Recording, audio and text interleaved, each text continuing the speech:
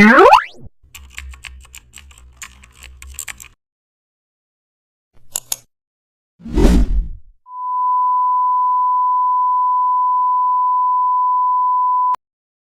back to the channel. Don't forget to like, share and subscribe for more updates.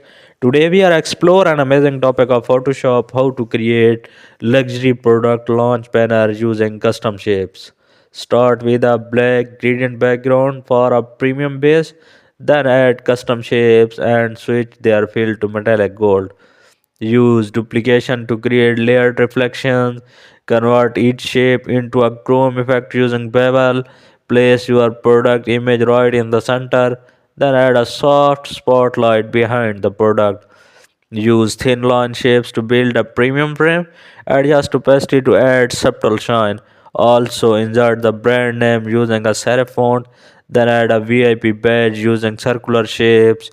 Create a luxury shadow